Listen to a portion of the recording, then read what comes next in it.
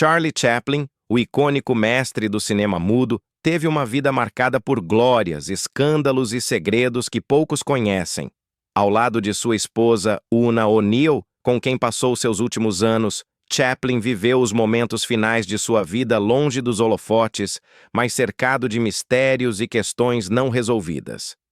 Sua morte, em 1977, foi apenas o fim de um capítulo turbulento. Mas o que realmente aconteceu nos últimos dias de sua vida? O que se passou entre o casal e o que ficou oculto após a sua partida? Entre polêmicas políticas e relacionamentos tumultuados, os últimos anos de Chaplin guardaram detalhes que poucos se atrevem a comentar. Neste vídeo, vamos explorar o que aconteceu nos bastidores desse triste fim e como o legado de Chaplin, longe das câmeras, pode ter sido ainda mais complexo do que imaginamos. Antes de seguir, não se esqueça de se inscrever no canal para não perder nenhum detalhe dessa história e deixar seu gostei, pois isso ajuda a fortalecer o nosso trabalho. Se puder, considere também apoiar o canal com um Super Thanks. E se não puder, não tem problema, comente o que mais te surpreendeu neste vídeo. Fique até o final, pois temos uma revelação que vai te deixar sem palavras. Charlie Chaplin, um dos maiores ícones do cinema mundial, teve uma infância e juventude que contrastaram enormemente com o brilho que alcançaria mais tarde nas telas. Sua história de vida começa em um cenário de pobreza, dificuldades e lutas, uma realidade que moldaria tanto sua visão de mundo quanto sua arte. Nasceu Charles Spencer Chaplin em 16 de abril de 1889, em Londres, Inglaterra, em uma família de classe baixa. Seu nascimento foi, em muitos aspectos, uma consequência das circunstâncias difíceis de sua mãe, Hannah, e seu pai, Charles Chaplin Sr., que, embora fosse um cantor talentoso, era um homem marcado pelo alcoolismo e pela instabilidade emocional. A relação entre seus pais nunca foi estável. Seu pai, Charles Chaplin Sr., desapareceu de sua vida quando Charlie ainda era muito jovem, deixando sua mãe para cuidar de Charlie e seu irmão mais velho, Sidney. O abandono de seu pai foi um golpe profundo para a família, mas também se tornou um dos primeiros momentos de resistência e autossuficiência para o pequeno Charlie. Seu pai, que mais tarde seria lembrado como um homem ausente e alcoólatra, nunca desempenhou um papel ativo em sua vida. Já sua mãe, Hannah, embora dedicada, passou por uma série de dificuldades emocionais e financeiras. Ela sofria de problemas psicológicos e, em vários momentos, foi internada em hospitais psiquiátricos, o que aumentou ainda mais a pressão sobre Charlie e Sidney, que, por vezes, foram separados e enviados para orfanatos ou instituições de caridade. A infância de Charlie foi um campo de batalhas diárias. A pobreza era constante, e ele cresceu em um ambiente onde a luta pela sobrevivência era uma realidade cotidiana. Seus primeiros anos foram marcados por experiências difíceis em instituições de caridade e escolas para crianças carentes. A experiência de viver em abrigos e orfanatos teve um impacto profundo em Charlie, e muitos acreditam que isso se refletiu em sua futura obra. Chaplin mais tarde comentaria que a tristeza, a solidão e as adversidades de sua infância foram as grandes fontes de inspiração para muitos de seus personagens, especialmente o icônico Vagabundo, que mais tarde se tornaria seu alter ego no cinema. Desde cedo, Charlie mostrou sinais de talento artístico. A partir dos 7 anos, ele começou a se apresentar em peças de teatro e a desenvolver seu gosto pela arte da performance. Sua mãe, embora estivesse em uma condição mental frágil, reconheceu o potencial de Charlie e, apesar de suas dificuldades, procurou incentivá-lo a seguir seu caminho artístico. A infância de Charlie foi, em muitos aspectos, uma luta constante para se fazer ouvir e ser reconhecido. Sua mãe, muitas vezes sem recursos, usava sua própria voz para tentar garantir que seus filhos tivessem um futuro melhor. E o pequeno Charlie, ainda muito jovem, já mostrava uma habilidade única para capturar a atenção do público, uma habilidade que mais tarde o tornaria famoso em todo o mundo. Aos 9 anos, Charlie já se apresentava em um teatro londrino. Foi então que ele se juntou à companhia teatral de Fred Karno, uma figura fundamental na história do vaudeville britânico. Carno foi o responsável por colocar Chaplin em uma turnê pelos Estados Unidos, e foi nesse ponto que sua carreira realmente começou a decolar. Embora o jovem Chaplin ainda estivesse em sua adolescência, ele já mostrava um talento excepcional para a comédia física, um estilo que o caracterizaria pelo resto de sua carreira. O trabalho com a companhia de Carno foi um dos momentos-chave em sua juventude, pois foi ali que ele aprendeu sobre timing cômico, performance no palco e, principalmente, como conquistar o público com o corpo, algo que mais tarde ele aplicaria de forma brilhante no cinema mudo. Aos 14 anos, Charlie já estava trabalhando em várias produções, participando de peças teatrais e filmes curtos. Sua capacidade de adaptação e seu talento inato para a comédia o tornaram um dos artistas mais promissores da época. No entanto, como jovem adolescente vindo de um passado difícil, Chaplin também enfrentou os dilemas emocionais e psicológicos de alguém que crescera em um ambiente instável. Ele mesmo mencionaria mais tarde que a solidão e as dificuldades de sua juventude foram um terreno fértil para o desenvolvimento de sua criatividade. Ele usaria sua própria dor e angústia para criar personagens que, embora cômicos, carregavam uma profundidade emocional que tocava o coração das pessoas. Em 1912, Chaplin fez sua primeira viagem para os Estados Unidos, um marco que alteraria o curso de sua vida para sempre. Durante essa viagem, ele foi apresentado ao mundo do cinema e rapidamente se apaixonou por essa nova forma de arte. Foi em Hollywood que ele assinou um contrato com a famosa produtora Keystone Studios e, nesse momento, o futuro de Chaplin começou a se transformar de forma irreversível. Sua habilidade em fazer comédia silenciosa, baseada principalmente em gestos e expressões, o destacaria rapidamente na indústria cinematográfica. Em 1907, aos 18 anos, Charlie se juntou à companhia teatral de Fred Carno, um dos maiores nomes do vaudeville britânico, e logo começou a ganhar destaque como performer. Carno foi uma figura essencial no desenvolvimento do talento de Chaplin. Ele o orientou, e foi através dessa experiência que o jovem Charlie aprendeu a dominar as nuances do timing cômico, da expressividade física e do ritmo de palco, habilidades que mais tarde seriam cruciais para sua transição do teatro para o cinema. Com a companhia de Carno, Chaplin fez turnês pela Inglaterra e pelos Estados Unidos, ganhando mais experiência e amadurecendo como artista. Durante essa turnê, Chaplin se envolveu com o mundo do cinema, algo que, a princípio, parecia apenas uma distração, mas que rapidamente se tornaria a base de sua carreira. Foi nos Estados Unidos, em 1912, durante uma de suas turnês, que Chaplin foi apresentado ao mundo do cinema. Ele se impressionou com a nova forma de arte que estava em ascensão e logo viu nela uma grande oportunidade. A popularidade crescente do cinema mudo, com filmes curtos e rápidos, estava conquistando a atenção de públicos em todo o mundo, e Chaplin reconheceu que ali havia uma chance de criar algo novo, algo que fosse capaz de captar as emoções humanas de uma forma simples, porém profunda. Ele, que já era um artista talentoso, viu a indústria cinematográfica como um novo campo para explorar sua criatividade. Quando chegou em Hollywood, em 1913, ele ainda não sabia que estava prestes a se tornar uma das figuras mais importantes da história do cinema. Em 1914, Chaplin foi contratado pelo Keystone Studios, uma das maiores produtoras de filmes de comédia da época, e ali começou a sua trajetória no cinema. Seu primeiro filme foi Making a Living, mas foi apenas no filme Kid Auto Races at Venice que ele começou a dar vida ao personagem que mudaria sua vida e o cinema para sempre: o Vagabundo. Esse personagem, com sua caracterização inconfundível, o terno mal ajustado, o chapéu coco, os sapatos grandes e a bengala, logo conquistaria o público e se tornaria uma das figuras mais emblemáticas da cultura popular mundial. O Vagabundo representava um alter ego de Chaplin, que, assim como o próprio Chaplin, havia sido moldado por uma vida de dificuldades, mas que, ao mesmo tempo, possuía uma humanidade profunda, que tocava o público de uma maneira única. A combinação do talento cômico de Chaplin e o apelo universal de seu personagem rapidamente fez com que ele se tornasse uma estrela em ascensão no mundo do cinema mudo. Seu estilo de comédia, que misturava humor físico com uma profundidade emocional incomum para a época, cativou as audiências, que o viam como uma figura ao mesmo tempo engraçada e tocante. Seu trabalho no Keystone Studios foi fundamental para seu desenvolvimento como cineasta.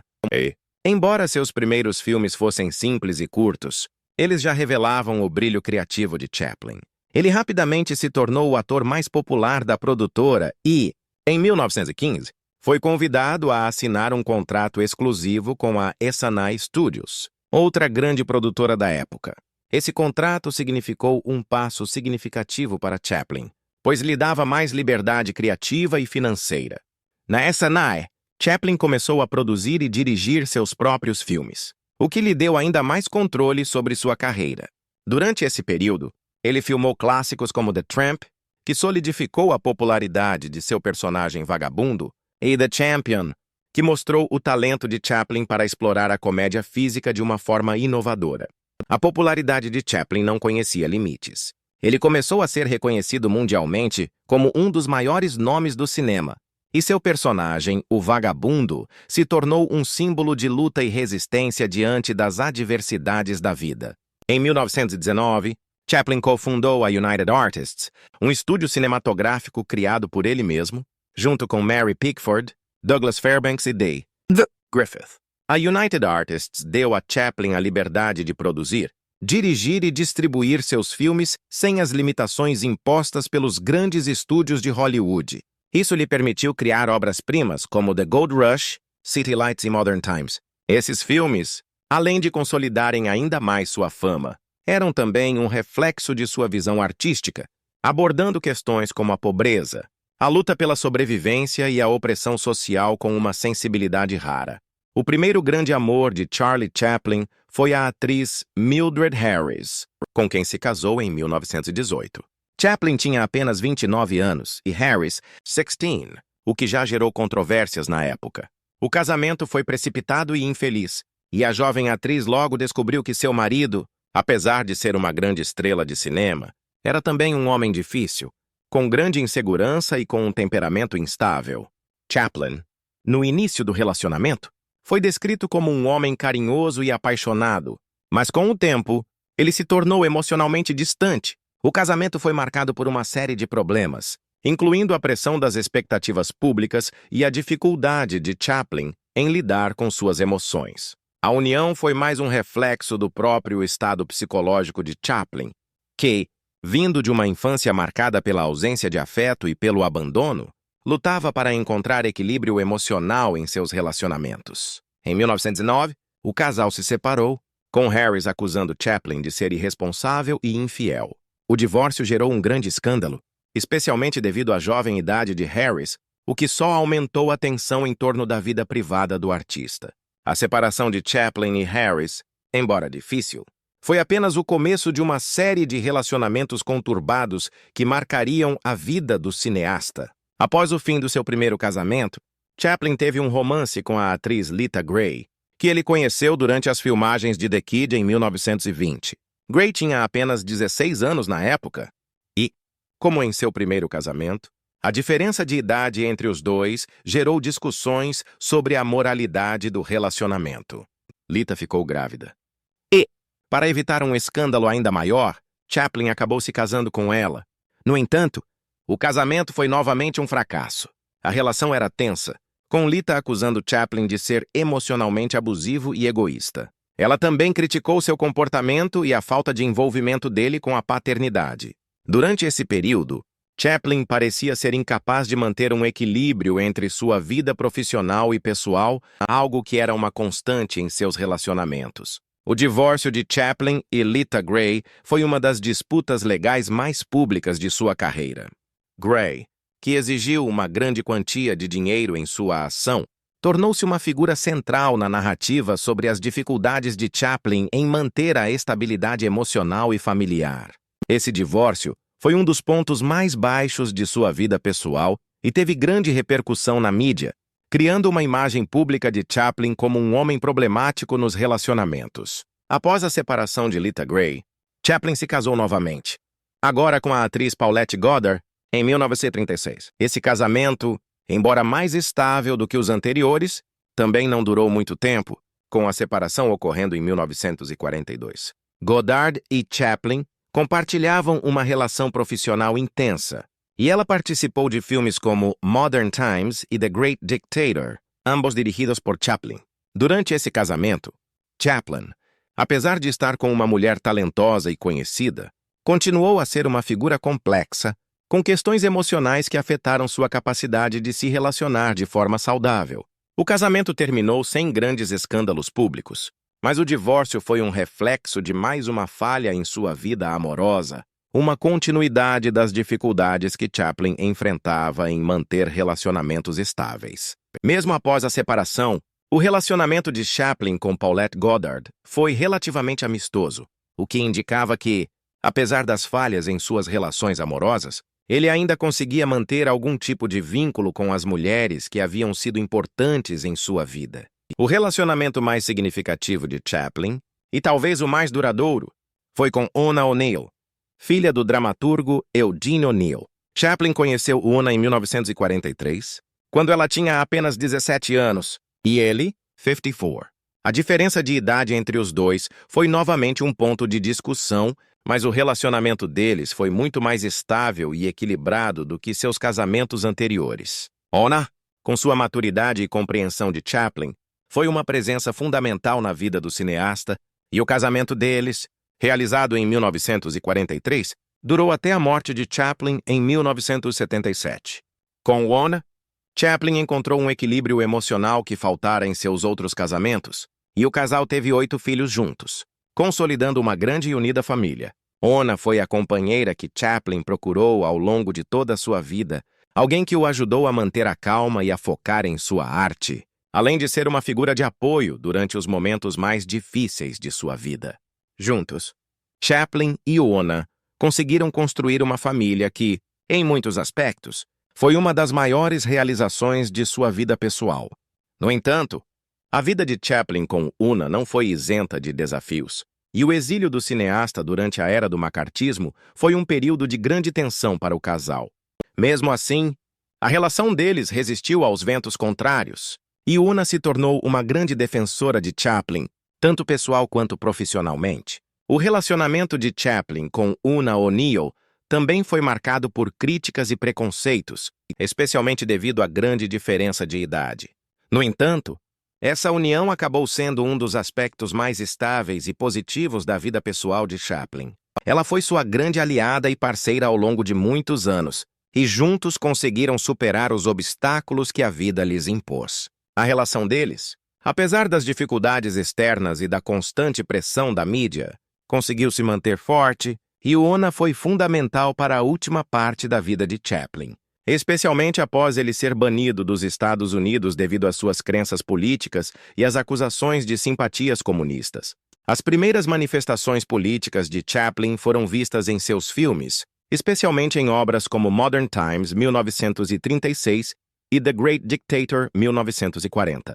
Em Modern Times, Chaplin criticou abertamente as condições de trabalho nas fábricas durante a Revolução Industrial e, mais amplamente, a exploração dos trabalhadores.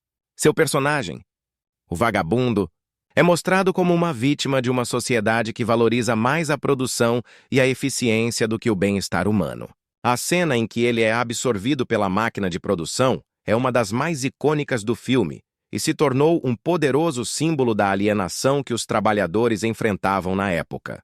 O filme, além de ser uma crítica à mecanização do trabalho, também era uma forma de Chaplin se posicionar contra a exploração dos mais pobres e vulneráveis pela classe dominante. The Great Dictator é outro exemplo claro da postura política de Chaplin. O filme foi uma sátira direta ao regime nazista e à figura de Adolf Hitler. Chaplin, que já havia sido criticado por muitos por seu envolvimento em questões políticas, usou esse filme para ridicularizar e expor as atrocidades do regime nazista de forma direta, o que foi considerado uma atitude ousada para alguém que, até então, era visto como um mero comediante. Em uma das cenas mais célebres, Chaplin, no papel de um barbeiro judeu, faz um discurso em defesa da paz, da liberdade e da igualdade. Esse discurso, que ainda é lembrado como uma das maiores declarações de humanidade na história do cinema, Foi uma clara denúncia contra os regimes totalitários da época e refletiu o firme posicionamento político de Chaplin. Apesar de seu ativismo contra a opressão e a injustiça social, Chaplin também enfrentou sérias críticas por suas próprias ideologias políticas. Sua simpatia por algumas causas de esquerda, especialmente suas visões sobre o socialismo e o comunismo, o tornaram uma figura polarizadora, particularmente nos Estados Unidos, onde suas crenças políticas começaram a ser vistas com suspeita. Chaplin nunca escondeu suas opiniões políticas e, ao longo da década de 1930 e início da década de 1940, manifestou publicamente seu apoio a várias ideias que iam contra a política dominante dos Épées-Méoires. Sua postura política o colocou em um terreno perigoso, especialmente durante o período da Guerra Fria, quando o governo dos Estados Unidos se dedicava a perseguir qualquer pessoa considerada comunista ou simpatizante do comunismo. A partir de 1947, Chaplin foi alvo da caça às bruxas, promovida pelo governo dos Iowa, sendo acusado de ser um simpatizante comunista. Sua ligação com alguns movimentos de esquerda e suas declarações públicas sobre questões políticas, como o apoio a Stalin durante a Segunda Guerra Mundial, lhe renderam um grande número de inimigos, especialmente no Congresso dos Estados Unidos. O auge dessa perseguição aconteceu em 1952, quando Chaplin viajou à Europa para a estreia de seu filme Limelight e, ao retornar aos Estados Unidos, foi informado de que não seria mais bem-vindo no país. O governo do Iowa, sob a liderança do senador Joseph McCarthy e do Comitê de Atividades Anti-Americanas, alegava que Chaplin tinha simpatias comunistas e estava envolvido em atividades subversivas. Ele foi informado de que sua permissão para retornar ao Iowa havia sido revogada e, como resultado, Chaplin decidiu não retornar mais. O exílio forçado de Chaplin foi uma das maiores humilhações de sua vida, e ele nunca mais voltou aos Estados Unidos. Embora sua relação com Hollywood e sua popularidade mundial continuassem inabaláveis. Essa situação foi extremamente difícil para Chaplin, que viu sua própria pátria, onde ele havia se tornado uma das maiores estrelas do cinema, virar contra ele devido às suas opiniões políticas. Além da sua simpatia por ideologias de esquerda, outras declarações controversas de Chaplin também levantaram críticas. Durante a década de 1930, ele fez algumas declarações públicas sobre o regime soviético, o que o levou a ser criticado por alguns setores da imprensa e pela política conservadora do Épées-Méoires.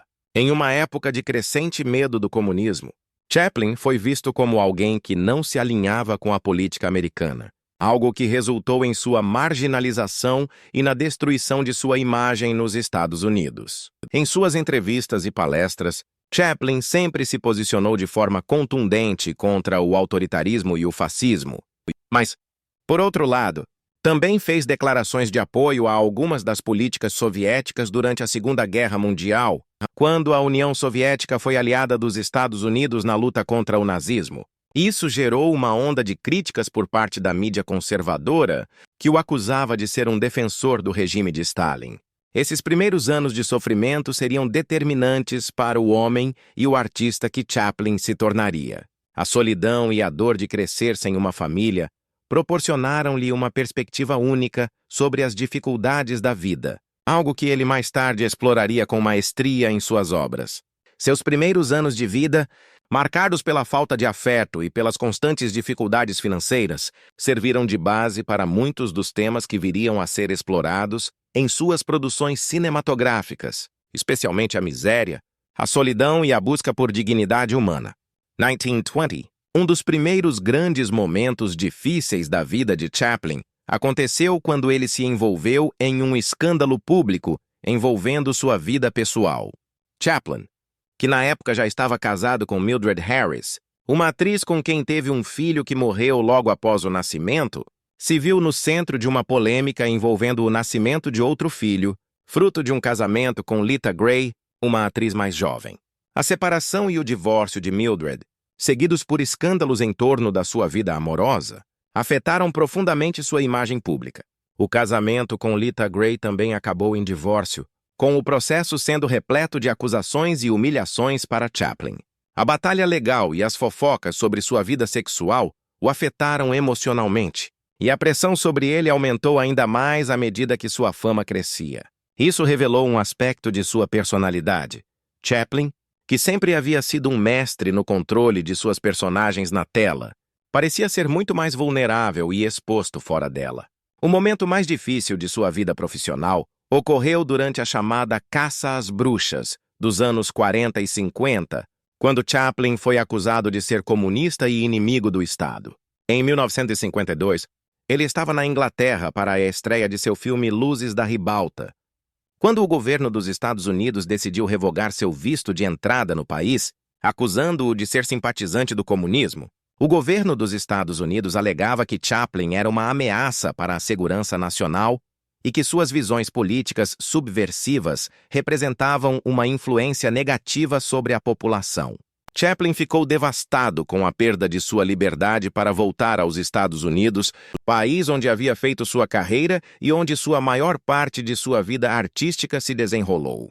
Essa era uma perda que o ator nunca superou totalmente, uma vez que ele considerava Hollywood como a casa onde sua arte floresceu. Chaplin também enfrentou dificuldades financeiras ao longo de sua carreira, apesar de seu sucesso. O fato de ser um dos cineastas mais inovadores de sua época não o livrou de momentos de crise econômica. Em 1917, ele começou a trabalhar de forma independente e fundou a sua própria produtora, a First National Pictures, buscando maior controle sobre sua obra e sua carreira. No entanto, administrar seu próprio estúdio e a criação de suas próprias produções não foi uma tarefa fácil.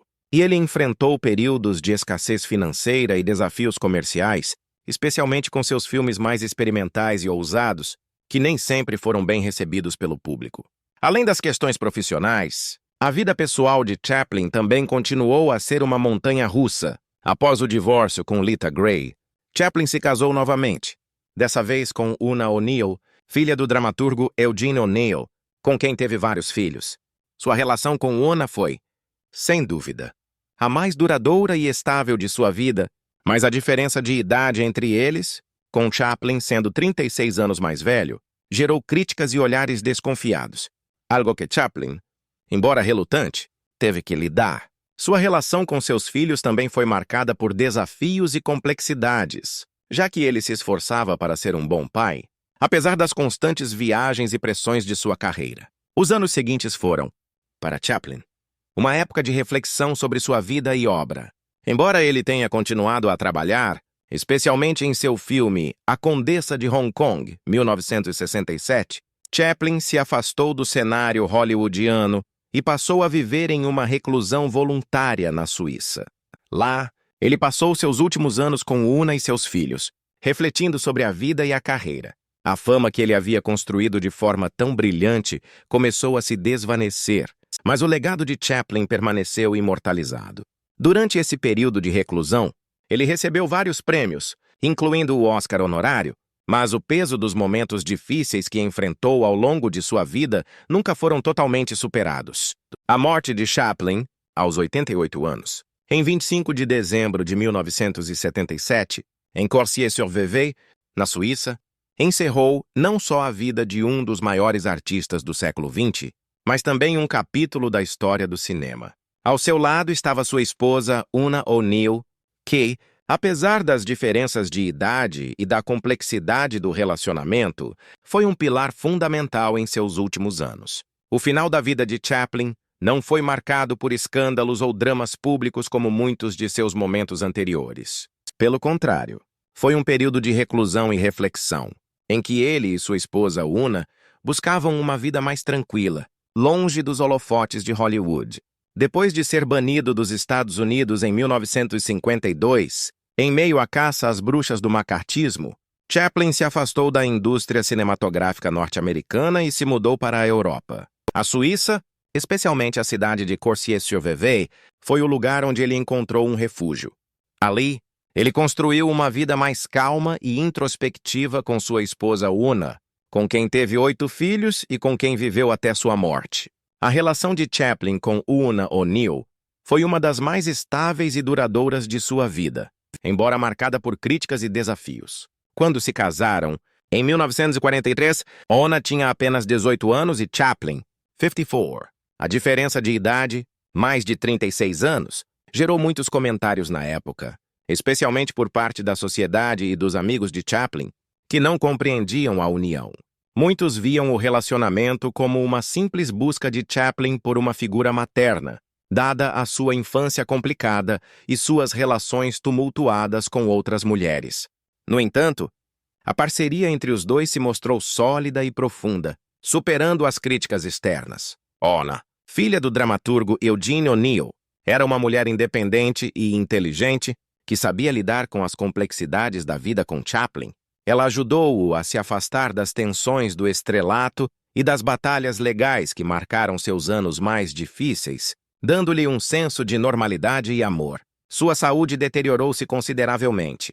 Ele sofria de uma série de problemas de saúde, incluindo dificuldades respiratórias e uma crescente fraqueza física, e sua morte foi, de certa forma, uma consequência natural da velhice. No entanto, sua morte foi marcada por um evento trágico e bizarro que parecia refletir a ironia de sua própria vida. Poucos dias após sua morte, em 1º de março de 1978, o corpo de Chaplin foi roubado do cemitério onde ele havia sido enterrado. A notícia causou um grande choque, e o caso se tornou um escândalo internacional. O corpo foi levado por 2 criminosos que exigiam um resgate de sua família. Felizmente, a polícia suíça conseguiu localizar e recuperar o corpo poucas semanas depois, e os responsáveis foram presos.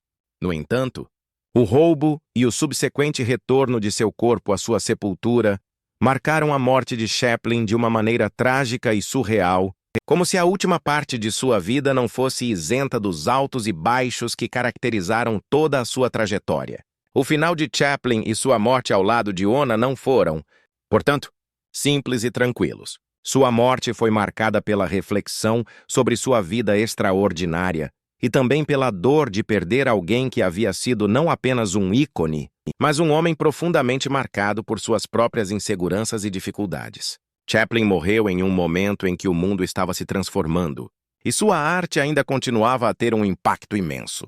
A morte de sua esposa, Ona, meses após a sua partida, trouxe à tona a solidez de sua união e o profundo amor que havia existido entre eles.